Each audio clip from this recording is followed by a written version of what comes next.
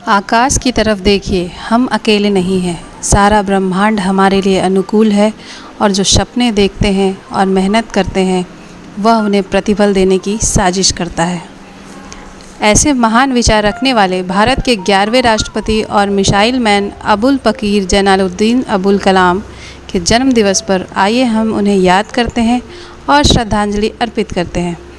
नमस्कार, मैं शिखा सुमन आज आपको 2 प्रेरक प्रसंग सुना रही हूँ जो आपको पसंद आएंगे और प्रेरित तो ज़रूर करेंगे।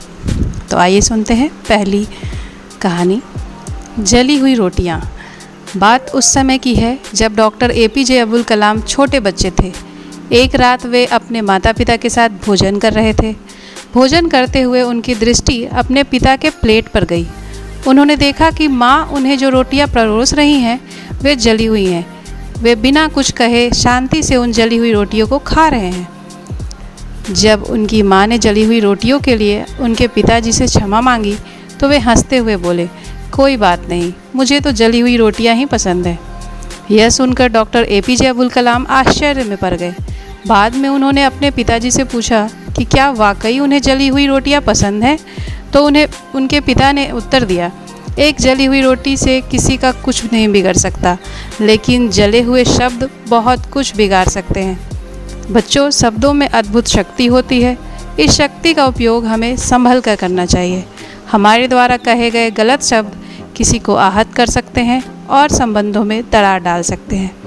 इसलिए जहाँ तक संभव हो छोटी छोटी गलतियों को नज़रअंदाज कर देना चाहिए और जहाँ आवश्यक हो वहाँ अपनी बात प्रेम पूर्वक रीति से ही समझाना चाहिए। तो आइए अब सुनते हैं दूसरी कहानी, लीडर कैसा हो। सन 1973 में डॉक्टर APJ अबुल कलाम को भारत के सैटेलाइट लॉन्च प्रोग्राम SLV का प्रमुख बनाया गया। इस प्रोग्राम का मिशन 1980 तक सैटेलाइट रोहिणी का प्रक्षेपण करना था। मिशन के लिए सारी मूलभूत सुविधाएं प्रदान की गई, एक बड़ा बजट स्वीकृत किया गया, मानव संसाधन उपलब्ध कराया गया। डॉक्टर APJ अबुल कलाम अपनी टीम के साथ लक्ष्य की प्राप्ति में जुट गए। आखिरकार कड़ी मेहनत के बाद 1979 में वे सैटेलाइट लॉन्च करने की स्थिति में पहुंच गए। अगस्त 1979 में सैटेलाइट रोहिणी को लॉन्च करने की तैयारी कर ली गई। प्रोजेक्ट के प्रमुख होने के कारण जब doctor APJ Abul Kalam control room में बटन दबाकर सैटेलाइट लॉन्च करने के लिए आगे बढ़े, तब कंप्यूटर ने लॉन्च के लिए आवश्यक सभी चीज़ों को चेक करने के बाद इंस्ट्रक्शन दिया कि प्रोजेक्ट में कुछ कमियां हैं जिन्हें सही करना आवश्यक है। जब डॉक्टर APJ अबुल कलाम ने अन एक्सपर्ट से सलाह ली तो सब ने उन्हें यकीन दिलाया कि सब कुछ सही है और कंप्यूटर के निर्देश के बाद भी डॉक्टर APJ अबुल कलाम ने सैटेलाइट रोहिणी को लॉन्च कर दिया। प्रथम चरण में तो सब कुछ ठीक रहा, किंतु दूसरे चरण में गड़बड़ी हो गई और सैटेलाइट बंगाल की खाड़ी में जा गिरा।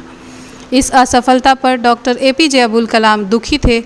आखिर कंप्यूटर के निर्देश को बाईपास कर देना उनकी गलती थी, लेकिन इंडियन स्पेस रिसर्च ऑर्गेनाइजेशन के चेयरमैन प्रोफेसर सतीश धवन ने प्रेस कॉन्फ्रेंस बुलवाई और प्रोजेक्ट की असफलता की सारी जिम्मेवारी अपने कंधों पर ली। उन्होंने कहा कि तकनीकी खामियों की वजह से यह प्रोजेक्ट असफल हो गया, किंतु सभी खामियों में सुधार कर यह प्रोजेक्ट अगले साल तक पूर्ण कर लिया जाएगा। अगले वर्ष जुलाई 1980 में सैटेलाइट रोहिणी सफलतापूर्वक प्रक्षेपित कर दिया गया। पूरा देश इस सफलता पर गौरवान्वित था। इस बार जब प्रेस कॉन्फ्रेंस बुलाई गई तो प्रोफेसर सतीश धवन ने डॉक्टर APJ अबुल कलाम को आगे कर दिया और उन्हें प्रेस कॉन्फ्रेंस कंडक्ट करने को कहा। इस घटना से डॉक्टर APJ अबुल कलाम ने सीखा कि असफलता के समय लीडर पूरी जिम्मेदारी लेता है और सफलता के समय उसे अपनी टीम के साथ बांट देता है। तो बच्चों, आपको भी इससे प्रेरणा लेनी चाहिए। यदि आपको ये प्रसंग पसंद आए हों और आप इससे प्रेरणा ले सकते हैं तो आप ज़रूर लें। कृपया